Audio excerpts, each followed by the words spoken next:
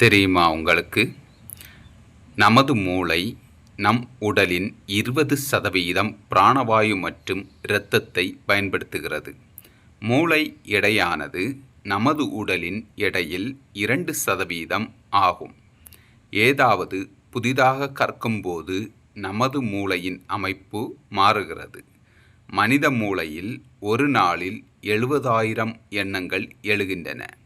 மனித மூளையில் 3 மில்லியன் மணி நேர தொலைக்காட்சி நிகழ்ச்சிகளை சேமித்து வைக்கும் போதுமான நினைவகம் உள்ளது.